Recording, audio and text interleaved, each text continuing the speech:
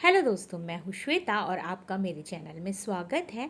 आज की कहानी है अपना किया भुगत रे जिया। अगर कहानी अच्छी लगे तो प्लीज़ लाइक, सब्सक्राइब और कमेंट ज़रूर करिएगा। तो आइए कहानी देखते हैं।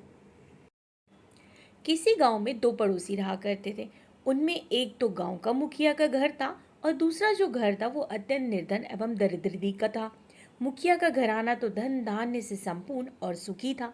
रहने को विशाल हवेली, गाय भैंस, नौकर चाकर सब कुछ थे। दूसरी तरफ बूढ़े किसान के पास कुछ भी नहीं, केवल एक टूटा फूटा झोपड़ा और थोड़ी सी जमीन थी जिस पर वह गरीब जीवन व्यतीत करता था। सहयोग की बात, दोनों पड़ोसियों के इकलौते बेटे थे और लगभग समायु के ही थे। अतः दोनों बच्चे साथ साथ खेलते, जिसमें उनमें परस्पर घनिष्ठ प्यार हो गया। मुखिया का बेटा धनवान होने के कारण अपने निर्धन मित्र को मित्रता के नाते कभी कभी अपने घर से खाने के पदार्थ ला कर देता, अपने कपड़े भी उसे पहनने को दे देता, जैसे कि प्राय मित्रों में हुआ करता है। परंतु मुखिया अपने पुत्र की निर्धन और बालक से मैत्री को देखकर मन ही मन बहुत कुढ़ जाता है, लेकिन प्रत्यक्ष में वह उसे भोले भाले दरिद्र लड़के के भाव को किसी प्रकार भी ठेस नहीं पहुंचाना चाहता था। अब दोनों लड़के जब कुछ बड़े हुए तब मुखिया ने तो निकटवर्ती गांव में अपने पुत्र को विद्या अध्ययन के लिए भेज दिया, क्योंकि उसे गांव में कोई पाठशाला ना थी। अब मनमोहन जो था, जब पढ़ने के लिए दूसरे गांव में गया तो निर्धन बाप का बेटा यानी कि बिहारी अपने मित्र मनमोहन की याद में बेचैन रहा करा। अब शाम के समय मनमोहन घर लौटा।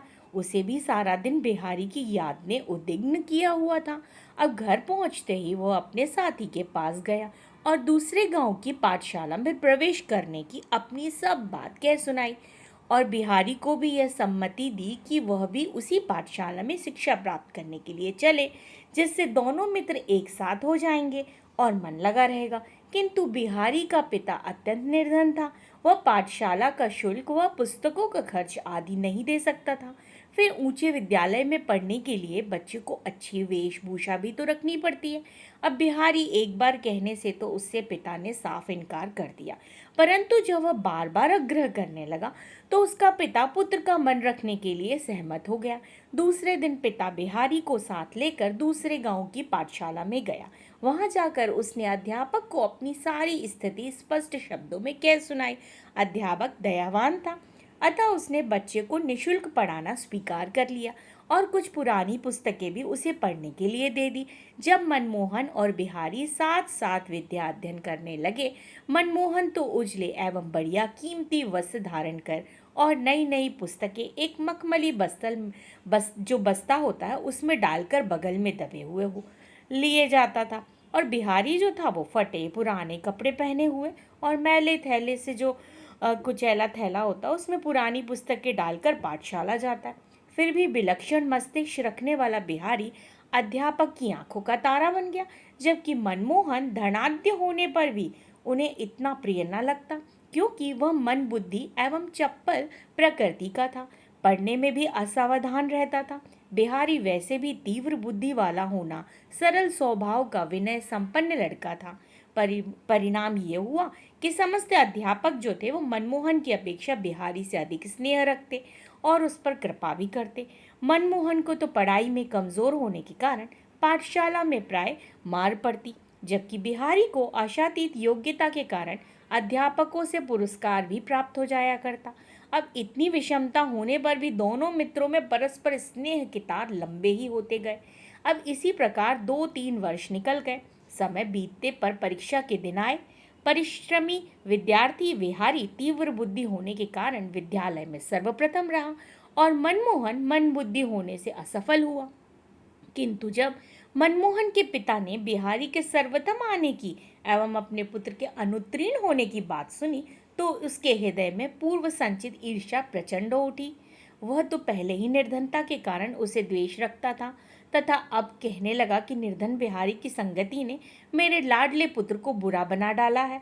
वह भला ये कैसे हो सकता है कि निर्धन पुत्र सर्वप्रथम आए और धनवान का पुत्र असफल रह जाए। अब इतना कहता कहता आग बबूला हो उठा। क्रोधावेश में उसकी मनोवृत्ति ने पश्विक रूप धारण कर लिया। अब उसने बिहारी के प्राण हर लेने की योजना बना डाली। तत्पश्चात उसने गांव की एक जल्लाद को बुलाकर उसकी मुट्ठी गर्म करके उसे यह नीच काम करने को कह दिया। अब स्कूल से दोनों बच्चे लौट रहे हैं, तब मार्ग में तलवार से एक ही वार में बिहारी का सिर धड़ से अलग कर देना, मेरा और वह मेरे पास ले आना, तब मैं तुझे और भी पुरस्कार दूंगा। सच है, धन का लोभ मनुष्य को अंधा कर देता है। अब जल्लाद भी लोभाधीन हो गया। उसने मुखिया से कहा कि मैं तो दोनों बच्चों में से किसी को देखा तक नहीं, सो मैं कैसे पहचान पाऊंगा मनमोहन कौन है और बिहारी कौन है। तथा आप यह भी बता सर रहे हैं कि दोनों अवस्था में एक समान है। अब मुखिया ने उत्तर दिया कि हमारे मनमोहन ने तो नीले रंग का रेशमी कुर्ता और धारीदार पजामा पहन रखा है और पैरों में काले बूट व बगल में मखमली बस्ता लिए होगा। इसके विपरीत बिहारी में कुछ ऐसा कुर्ता फटा पजामा पहने और बगल में फटा पुराना बस्ता पकड़ा होगा। बस उसी का ही तुमने वध करना है। एक घनी झाड़ी में छुपकर बैठ गया कि सायंकाल जब दोनों बालक इधर आएंगे तो वह तलवार के एक ही वार से बिहारी का काम तमाम कर देगा। उधर भगवान की अनोखी लीला देखिए। जब दोनों मित्र पाठशाला से अवकाश के बाद घर की ओर चले तो मनमोहन की अंतःकरण में अपने निर्धन मित्र के प्रति दया उमड़ आई। दिल में सोचने लगा कि एक मैं हूँ कि मुझे किसी प्रकार की कमी नहीं, पहनने को रेशमी कपड़े, बिछाने को मखमली गद्दे, खाने को स्वादिष्ट भोजन, नौकर चाकर आदि सब भगवान ने दे रखे हैं, किंतु एक बुद्धि का ही धनी नहीं हूँ। इधर बिहारी इतनी कुशाग्र बुद्धि का बालक है जिसकी अध्यापक प्रशंसा करते करते नहीं अघाते। बेचारे की निर्धनता अवस्था मुझे तो अच्छी नहीं जाती। न तन पर पहनने को पर्याप्त वस्त्र, न पाँव में जूते और न किताबें भी पूरी नहीं हैं। भरपेट खाना उसे कभी प्राप्त नहीं होता, कभी कभी तो भोजन के लिए भी वह तरस जाता है। अब ऐसे दरिद्र मित्र की सहायता करना तो मेरा कर्तव्य है। अब भगवान ने मुझे तो बहुत कुछ दे रखा है।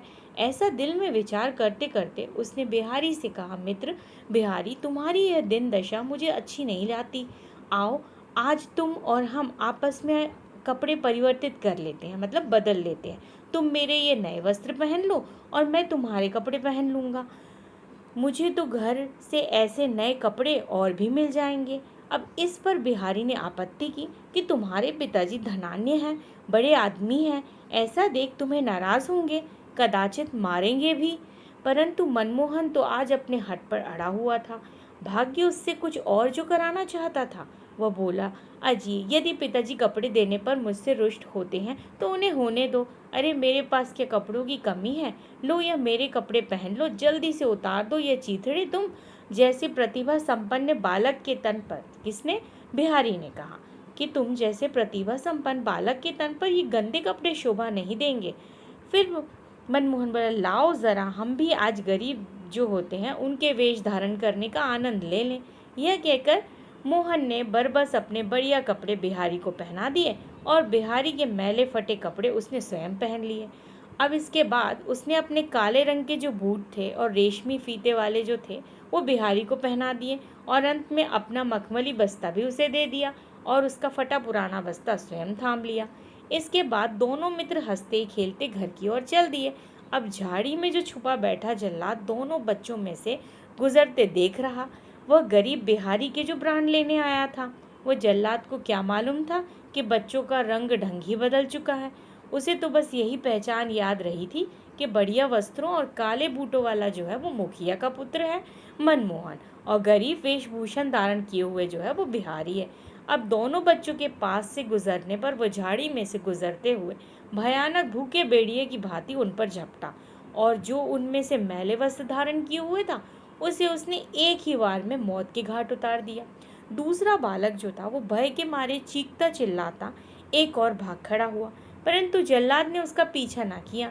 मारे जाने वाले बच्चे का सिर वह लहू से भीगा खंजर उठाकर आया और आन ही आन में कटा सिर मुखिया की गोद में लापटका। अब मुखिया ने जब अपने प्रिय पुत्र का कटा हुआ सर देखा तो उसके मुंह से निकला कि हाय जालिम, ये क्या किया तूने? हाय मेरा लाडला बच्चा। और एक दर्द भरी चीख के साथ उसके हृदय की धड़कन मानो मंद पड़ गई।